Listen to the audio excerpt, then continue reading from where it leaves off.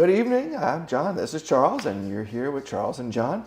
And we're here for another live episode. And we've got a big episode today. We've got quite a few things going on. I've got some news and announcements coming up. We've got, so I want to tell you about that. I want to talk a little bit about the Goodwill pricing issues that we've been hearing about. Some people complaining about issues with the prices at Goodwill, but I found a couple of articles about that and wanted to share those. Got an announcement. We're going to talk about our new newsletter. Charles has got some items to share with you today. You're sharing some silver and some Christmas items and a few other items. So we'll do that. Plus we have a new game we came up with that we're going to share with you as well. And we hope you enjoy that. So we've got a big show today. So I guess we should just get right to it, huh? Yeah. So let's get to it. The first thing that we want to do today is to get into some news and announcements here. So let's do that. I think it's a bit much what we're doing. The first thing is that we are going to have a new episode next week, finally. We headed out to a little bit away from here, we visited a few places, and it was hot, very hot. Yes, very, very hot. A couple of places were outdoors, but we shot a lot of footage, and we're editing that down now, so we will actually have a new episode for you next week. So that's great. Another thing that I wanted to bring up was that we had gotten some comments before about Goodwill, and actually in the comments about pricing, and even we had noticed that. And what I had wanted to show you was there was a article, and let me see if I can bring it up here for you. This is an article that was just recently published in The Sun. And this is an article about somebody who bought a Goodwill sweater for 50 cents and then turned around and sold it for $43,000. And the article goes on to explain that this is an actual sweater that had been worn by Vince Lombardi, who was the Green Bay Packers coach, very popular motivational speaker as well. But anyway, this sold for $43,000. So the point there is that it's not just about, it's not always that there are items that are too expensive or high. In this case, this was a 50-cent sweater. I think the problem may come in that there's uneven pricing that we're seeing. I don't think it's across the board that we're seeing these high prices. No. And what I wanted to show in the second article here is that here's an article from the Daily Dot, and this one says, "These Goodwill prices are out of hand. Customer finds a shirt for $20 at Goodwill. Turns out that you could buy it brand new for $9. So way overpriced." Speaking of, while I was out Goodwilling this past week, I had ran into a Department 56 huge building. It was the Christmas Festival building. And I looked it up, and Department 56 retirement site had it for $110. They were selling it for $99. I asked the girl about it, and I showed her the website from Department 56. And then I said, it's only $10 more for a brand new one. And she said, a lot of different people price them, and they use Google Lens. So they went by what people were reselling them for, not for where you could buy it from the actual store. And I said, well, that's kind of the wrong thing to do. If you have something from that company, you should go by the price they're setting it as. Yeah, I think that's what we're seeing a lot of. I don't think it's that Goodwill and these thrift store prices are just going up and up and up. I think what it is that you're having inconsistent pricing that's being aided by the internet, because people who don't know about how to value things properly for thrift store pricing, thrift store pricing is not the same as retail pricing. It's not going to be the same as you would get at an auction. It's not going to be the same as an estate sale. It's thrift store pricing. And so you can't really use the internet to set those prices. And you're going to find inconsistencies. But I think that's part of going to Goodwill or any of these thrift stores, is that the part of the fun is searching for those bargains when things are priced lower than they would normally be at a thrift store. So that's just a couple of things I wanted to share there. I don't really think I've seen prices being ridiculously high at Goodwill, but you see it here and there. Like it's inconsistent. It is very inconsistent. Like one of the pieces I showed last week, I saw it at another Goodwill for twice the amount that I paid for it. Right.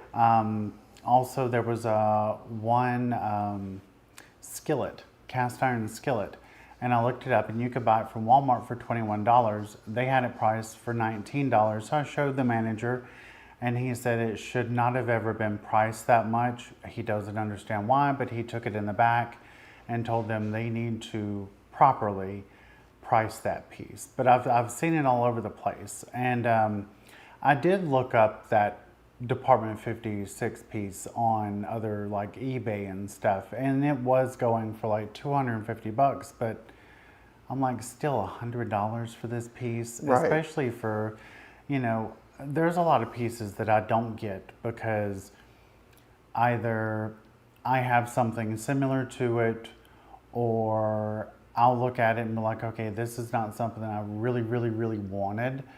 And I wanted to leave that for someone else to buy that may not be able to afford a whole lot of things. Right.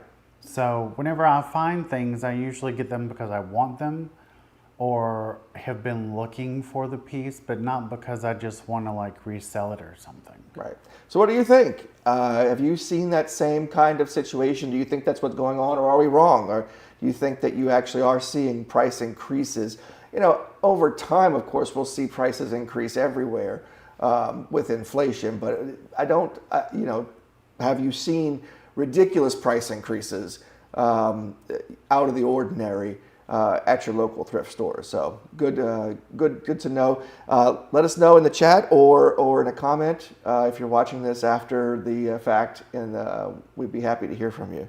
The next thing that we wanted to bring up is that we now have a newsletter, an email newsletter for free that you can sign up for.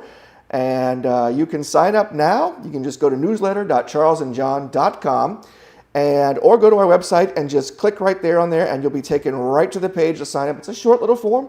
Just fill it out, hit subscribe, and you'll get all these benefits. Notification of new episodes, reminders before the live show. You get exclusive content, sneak peeks of new content, exclusive contests and giveaway. And look, all these people that you don't know will be very happy if you sign up. So we have that available. So we'll also have the link to the articles that we talked about are linked in the description. We also have a link to our newsletter as well. So we'd love to have you sign up, and we'll be having new content there as well. And we do have a Facebook page coming as well, right? Yes, and I'm probably going to add little sneak peek stuff on there. So once I have that group set up on Facebook, I will let you guys know. Well, we'll let you guys know. Right. And you guys can go to that and sign up for that as well and join the group. Right. And if you sign up for the newsletter now, you'll find out about the Facebook group as soon as we have it set up, and you can sign up and get that exclusive content. So the next thing that we wanted to get to is an announcement. We've been holding this for a while. We haven't, because we weren't quite sure where we were going to be or if we were going to be able to do it or not. We've made the reservations, but we have a big series of shows coming up for you guys, because we are heading out to the Brimfield flea market, the antique flea market that is in Brimfield, Massachusetts, and that's coming in this July. And we're very excited to be able to go there and to bring it to you. So like we did with Round Top, we'll be broadcasting or putting a show together every day from Brimfield, and showing you what we found and the different vendors and things that we came across. So we're very excited about that, and we're excited to bring that to you. And that's going to be, I believe, July 10th or 11th, something up in there. But we'll have more about that as we get closer to it. We'll have more about that, of course, on our Facebook page and in our newsletter as well. So be sure to sign up for those. Also, if you are curious of where Brimfield is, it is right here. It's not far not too far from Boston, closer to Springfield, Massachusetts. But you can see there that. Let me get my big face off the screen there so you can see. Whoops, we have. There we go. We got. So you can see it's not far away from Boston, but it is up there. So we will be doing that in July. So that's something to look forward to. So we've got a lot of good content coming. We've got the shows we just shot. We've got our live show. We've got the Brimfield show. And we are actually planning for perhaps a Christmas in July show as well. So so I think that about wraps up the news and announcements. That was quite a bit of news and announcements. We had a lot today. So now we're going to get into the items from this week that Charles is showing us that we have collected. Now, none of this is from our trip this week that we shot. We're saving that for the actual episode that you'll get this week. But these are things that we have recently collected, either bought on eBay or got them while we were out and about, and wanted to share with you. So what do we have? So the first thing that we have is going to be this Indiana glass hen that I bought. Oh, that's pretty. You know, I think I remember my grandmother, or some my relative having one, maybe in more of an amber color that they kept candy in. Yeah, and this is a candy dish, but of course you can use it for anything.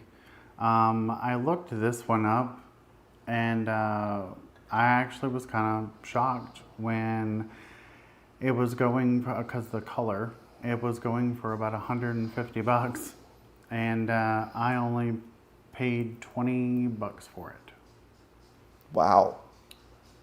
But the detailing on this is really pretty. Oh, yeah, you can see that. Look at the fine detailing on there, and this is just a blue glass a chicken candy dish. But you know, so it's very much something that I remember seeing maybe in the late '70s, early '80s that people had in their house that they probably got from maybe the '50s or '60s.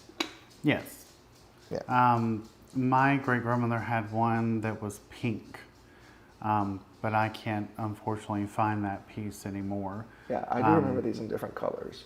But I like blue, and I thought this was a really pretty blue color. It is. So I decided to go ahead and add it to the stuff that we have for our kitchen. Perfect. I like that. What else do we have? I see a bunch of things here that you can't see. Yeah. Speaking of blue, who remembers these? Oh, that is the geese. That I remember my mother had a bunch of this. The geese pattern, maybe in the late '80s or early mid '80s, maybe she had it. About mid '80s, Yeah. even early '90s. They were still a big thing. Yeah. But I found this container. I got it for $3. And there's nothing wrong with it. It almost looks brand new. It does.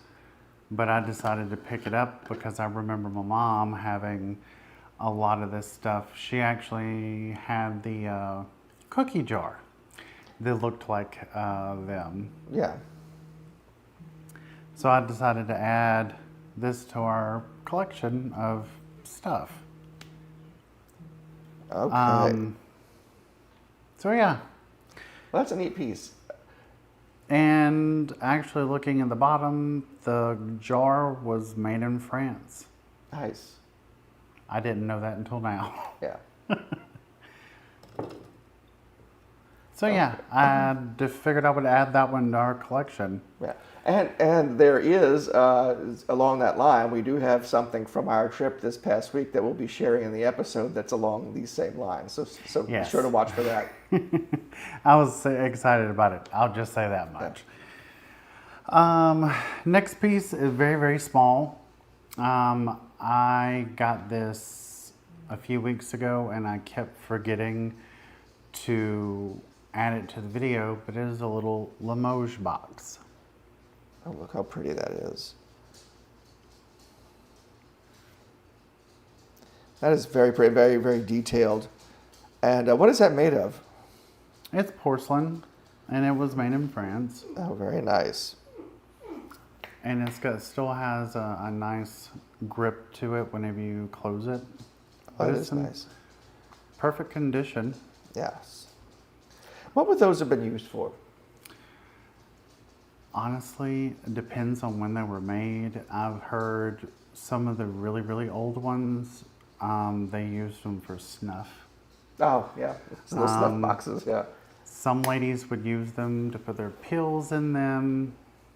Because you had those big glass bottles back then, right. So you wouldn't want to carry around a bottle of aspirin. Right. You just put a few little bottle of pills in your little Limoges box and put them in your purse. Wow. So that's very pretty. And where'd you get that from?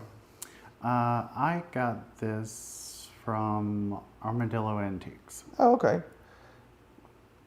So yeah, I decided to get myself one since I got you that one in round top, except yes. Yours is much older than this one and bigger. The next thing, I kept wanting to show this and I kept forgetting to add it into the videos. I have been looking for a crystal mantle clock. Oh. And that's right, yeah. I found this at Salvation Army. That is very pretty. And they wanted $9 for it. Wow. It works perfectly fine. It's super, super heavy. There's no chips on it, no cracks, no scratches, nothing. It is in perfect condition. And who is the manufacturer on that, do you know? I did look it up and I do not remember who made it, but it's not overly expensive. They go for like 30, 40 bucks. I wish I remembered who made it, but it wasn't like a huge company or anything. Right, but this is definitely crystal, and it's heavy, and it's a very pretty piece to sit up on your mantelpiece.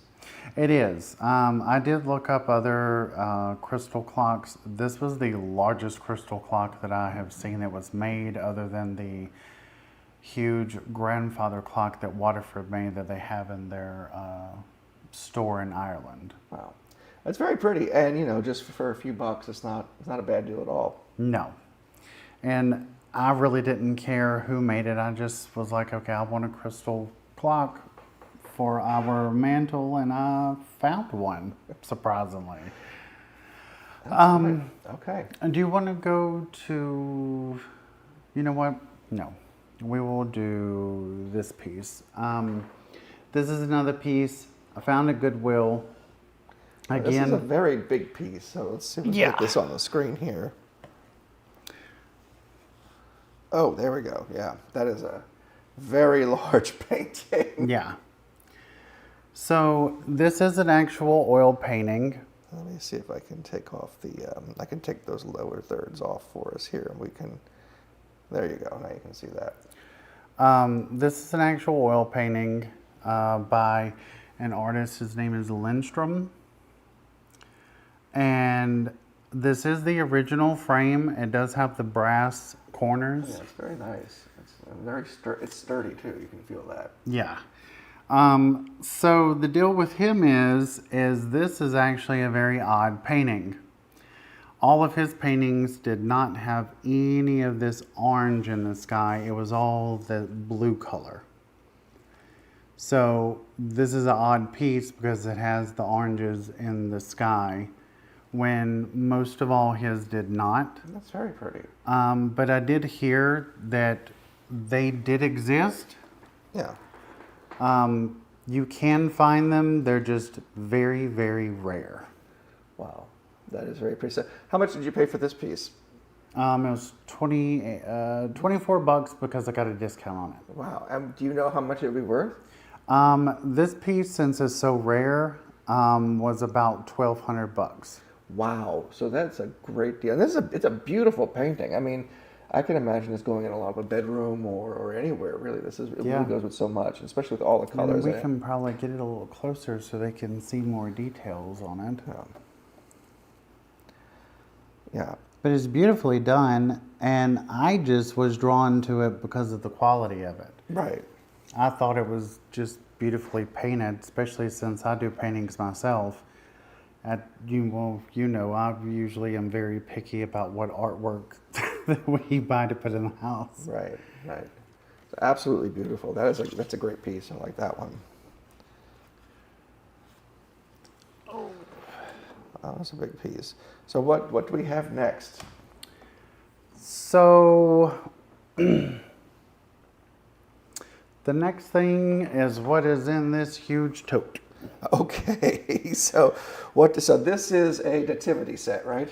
Yes, it is a nativity set from Avon. They started making it in 1981, and I think their last piece was produced in 1992 or 1993. I do have the entire set with the boxes and the styrofoam. Some of the boxes are beat up. Most of the boxes are perfectly fine. Wow. So you got quite a bit of it there, and there's the actual set laid out. Let me see if we can get this because I believe this is probably a little bit bigger than our screen. But there we go. There you go. There. Okay, that's better. So this is the actual set itself, with everything set out, right? Yes. Okay, and so we'll go ahead and we can run that forward there. So that is the whole, all but one piece. Because they didn't have every single piece in the store, but they had almost all of the complete set. Whoever the lady was who had this, she took really good care of it. And most of them were between $1.99 to $4.99. Wow. And you got most of these at the same time, but not all of them. Yes, there were a few of them that I had to look up on eBay. I haggled the price with a couple of sellers, and I got them on a really good deal because I was actually surprised when I looked them up. Some of those pieces are between 50 to 80 bucks. Wow. So all in, what did you pay for the entire set, or will have paid for the entire set? By the time we're done with all the pieces, we spent close to like 75, 80 bucks.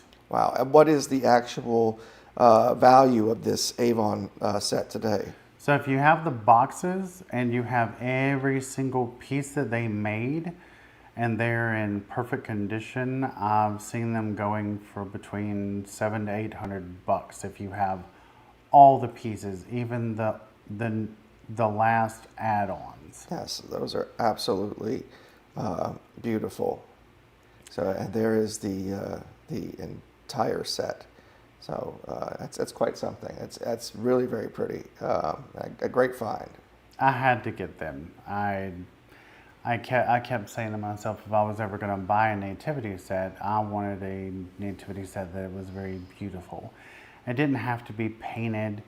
If I did find a painted one, I would probably have been a little bit more picky about what set I would get because there's so many out there. But it's one of those things, if you see it and it moves you and you fall in love with it, that's the set you would want to get. Absolutely. And I've only seen two of them. I've seen one painted set, and I remember seeing this set online a couple of times. But at the time, it was kind of out of my price range. But since this set was in Goodwill, it was kind of hard for me to say no, especially when it's right there in front of me. Absolutely. Yes, that's great. That's great. So what's next? The next one is going to be the next Christmas piece that I was not expecting to see, which was her. Wow, that's huge. That's a big, and it's in the box. Now the box isn't in the greatest of conditions. But Yeah, the box isn't in the greatest condition, but I mean, it's there. right. And I do have a video of her. She does work. Oh yeah. So She let's is take in perfect condition. Right. So let's take a look at that. This is the that doll. And what is this called? So she is a Motionette. A Motionette. Okay. Which you may want to yeah, change. we're gonna have to do that too. Let's just see if we can get that pulled up here. Sorry guys. Let's get that. It's one of those things about live TV. You know, we get so there we go. We can run this back so you can see it again. There it is. So this is the Motionette here, right? Yes, Motionettes, they usually are pretty expensive, probably because a lot of them stopped working. And they're usually hard to find, and especially it's hard to find them in working order. Oh, and look at that. So the light works, everything. She works perfectly.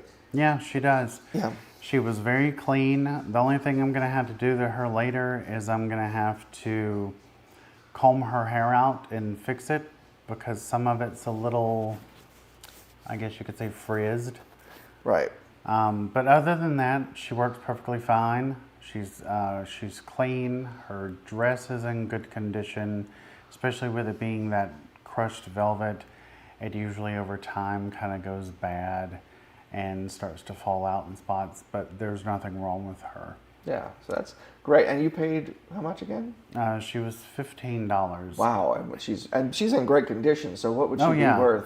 I looked her up online. There was 3 people that had that exact one, and they were all asking $150 for her. Wow. Yeah, but that is not the biggest piece that we got this time. Yeah. The next piece is the biggest one that we found, and it's one of the things where I saw it, and when I saw that it was a complete set, it was the number that I wanted, and the pattern of it was pretty much about what I was looking for. I decided to go ahead and get it, and the price was right. And the only part that was surprising to me was how much they were asking for it online. Wow. So let's take a look at it. This is silverware, right? Yes. Okay. So here's the silverware here, and so there's the box, right? Okay. So the box was in. Yes, the box was in perfect condition. There was no scratches on it, no dents, tears, nothing. And wow, look at that. And this is a complete set. Yes, that is a complete set. There is no pieces missing. Whoever had this took really good care of it. I'm going to assume they probably just used it for display and barely ever used the pieces. Wow, that is in great condition. And so what's included in here? I see there's various forks and spoons, and then you've got this drawer down here too. Yeah, so it's a set of 12. And you have your dinner fork, salad fork. You have your set of spoons, your soup spoons. You have your butter knife. You have your serving spoons, serving fork, soup ladle. You have all those different pieces. And I added some of mine to that. So some pieces you already had, you added into here as well. Yeah, in the bottom drawer, I had serving pieces that I added into there. Right. So what did you pay for this set? $40. $40. Yeah. For the whole set. Now, didn't we see something similar to this in Round Top? We did. We actually saw this same set.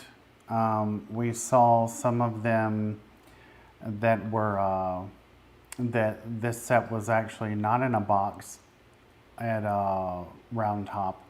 And the lady also had it in this same box as well. Wow, look at the detail on that. Now, how much were they asking for it at Round Top? She was asking $3,500 for it. $3,500 for the set that you paid $40 for. Wow. And what does this set go for on the open market? The majority of the prices I seen was between $2,100 and $2,800. Wow. So that's a great deal. And That is a great set. And it's from Oneida and Rogers as the company who made it. Okay. The name of the pattern I can't remember at the moment, but I do have it somewhere. Right. But yeah, that was set.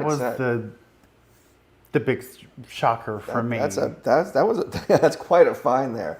And if you have finds that you want to share with us and you want to put them up on the screen, want us to go or look at them and share them with everybody, you can always email them to us at afterhours@charlesandjohn.com, and we'll put them up here if you'd like to share with us. We'd love to hear from you on that. Was that all the pieces that you had today? Yes, those were all the pieces. That was a lot of pieces. It was just for 1 week, Yeah, for 1 week, and going into the store, and it was just odd that I found the Nativity Set I always wanted. Right. I found a Motionette that was working, and I love Motionettes, especially since I grew up with them. And then your mom had some that she was nice enough to let us have. Right. And I'm like, okay, I would love to add another Motionette to our collection of 3 that we have. So yeah, I feel like whoever had the Motionette probably had the Nativity Set. And then it was kind of odd that I found the set that we saw in Round Top that we liked. And with it not being overly decorated, I thought it would have been very nice for the China set that we got in Round Top. Right, which we showed in one of the videos. Yeah. The giant China set that we got there is beautiful pieces, and also it's not very decorated. It's Right. simple. It's more simple. And it's very elegant, just like the pieces of silver. They go really well together. Right. So it was just meant to be. And then after I came home and looked everything up, and then I started adding everything together, and I'm like, okay, see, if we would have bought all this stuff online or bought all this stuff from a store, we would be out easy $4,600-$4,700. We've taken out a second mortgage, is what we. Yeah, pretty much. That. And then, of course, you had that painting in there. Yeah, I mean, that's part of the fun of thrifting and going antiquing, is to find pieces that appreciate in value or are worth more than you think they are. So I think that's great.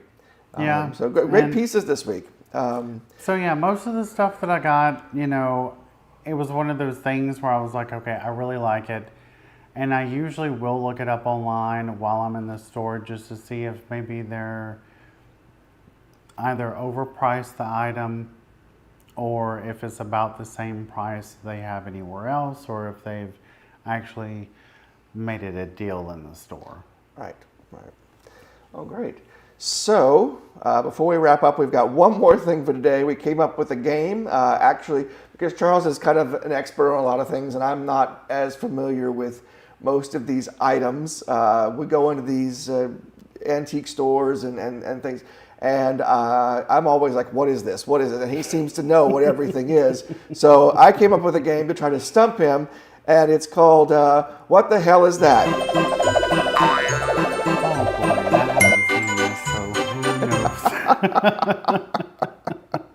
So, okay.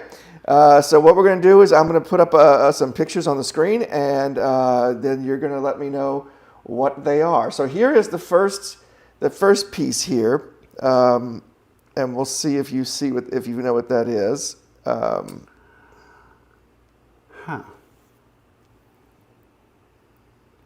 If I had to guess, that would be a juicer.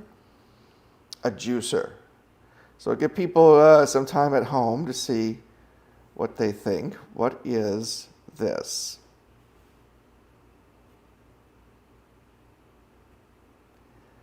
It's a meat juicer.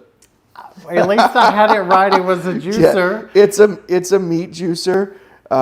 It is about from 1884, and it's right now in the condition is you'll find it for about $100 if you see one of these. Now, what this thing did is, if you look at the they would take meat and they would actually squeeze the blood out of it because they would use the blood for certain That things. would make sense. Yeah. Because you could use that for all type of different things. You could use that for soups. Right. So they would use the blood, and they also believed that the blood had certain properties or certain health benefits to it that we know are. I mean, besides iron and stuff like that, we know that that's not really true today. But this was used back then. So this was a meat juicer about 1884. So here's the next one here. Let's see if you know what this is. Okay, so you know what this is.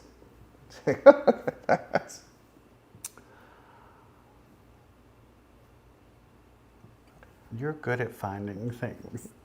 I didn't know what this was. Anyone at home, do you know what this is? Whatever it is, it has a release button. Uh-huh. Any guess? Okay, I am stumped. I'm going to just stump it. Okay, so here is what this is. This device is, let's see here, if I can get this put on here, and we'll put it up here. It's an ice cream sandwich maker. What? From about 1925. Now, if you find these anywhere, they're about worth $75. So what it would do is you take the ice cream and put it in there, and it would make those perfect blocks. Right. So that you could put your ice cream in there, so you could make those perfect ice cream sandwiches. So you'd have that perfect square. Wow. So that was I wasn't expecting that, but yeah, that I thought you were going to get that right away, because this is I just thought it was obvious. Maybe what it if I was. saw it in different angles, I could have made it out. But but you stick your ice cream in there, and then it squeezes it into a square, so you can make an ice cream sandwich. I had no idea that they had such a device. When my mother sees this, she's probably going to fuss at me for the fact I did not know what that was. So here's the next one. Okay, let's see. Do you know what this is? That's upside down. That's what that is. It is upside down in the picture, yes, but the picture's right side up. But in the picture, it's upside down. That is either a meat grinder or a sausage maker, meant to grind up pork. Well, it is a grinder. It looks like a meat grinder. Okay. It is actually a cast iron nut butter grinder from about 1899. This nut butter grinder. A nut butter grinder from about 1899. If you saw one of these out in the world out there, you'd pay about $100, less than $100 for these. I've never even heard of. I didn't know that they were making grinder. nut butters back in the late 1800s, but that's a new one for apparently me. So. Apparently so. So that's another one there. Well, you're making this game very challenging for me. Okay, and here is the last one. Do you know what that is? Yes. What is that? So you use that on a ship.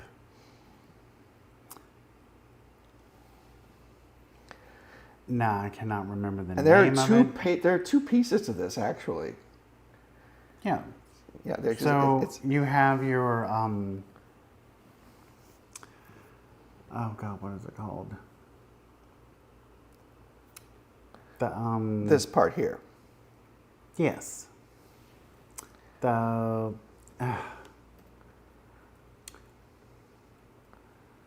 is the word escaping me? We have it in our it's a compass. Thank you. Good Lord. So you got that. And then there's this part here, yes, which I think also has something to do with this part here, but I'm not exactly sure. All these pieces, I think, kind of work together.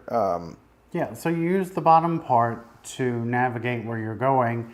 You use the other part to make sure it's lining up with where you're heading at. I just can't remember what the overall piece is called, but I've seen it before, and we had some pieces, and I donated them, but I still have the compass in the office that your dad gave us, which was all the nautical stuff that he had in his office. Okay, so here's what this is called. This is a brass alidade and compass. Yes. Now this is, don't know exactly when this particular one is from, but we know it's later than 1300 because they didn't have that type of compass until after 1300. Right. Magnetic compasses. I didn't know that, but that was true. Now, if you get one that's actually this old, as you see in the picture, and it's actually antique when it was used on a ship, about $500. But they're still making these brand new just because I guess they look cool. So you can pick them up for $20-$30 depending on the size and what they're made of, if they're brand new. Just for if you happen to have a nautical theme to your house or something like that. So I can't, just to help myself a little bit. So the piece on the very top of it. This here? Yes. So that is actually a leveler. That's a leveler. Mm-hmm. And the midsection here, let's see. So this midsection here, you move it back and forth to tilt it where you need to tilt it at, so you can actually figure out where you're going and if you're actually going in the right direction, and know exactly if you have to worry about waves, or you can actually be able to tell type of current and stuff in the water. So that part, basically, let's just say that this is the actual piece on the top. So it just moves like this. Ah, okay. So at least I do know a lot about it. I just didn't know what the name of it was. So there we go. Those were some hard ones. I didn't think I would get any that would actually stump you, but I know, right? Apparently you dug a little too deep. I dug deep for those four. Anyway, did you get them? Did you figure them out? If you did, let us know in the comments, and we'll try to play this again in our next show. I think that about wraps it up for us, though. Yeah, now that you had me stumped over these pieces that you thought I was going to know all of them. I thought you would know it there, because whenever we were at, we're like, oh, that's this. And so nothing's ever a surprise to him. And sometimes I thought, well, maybe he's just making it up. But he doesn't know. He doesn't know. Yeah, if I don't know, I don't know. But at least I knew where some of the pieces were, if I may not know exactly what they were meant for, like the meat juicer. I knew it was a juicer. And I knew what the grinder was. I just didn't know it was a nut butter grinder. Right.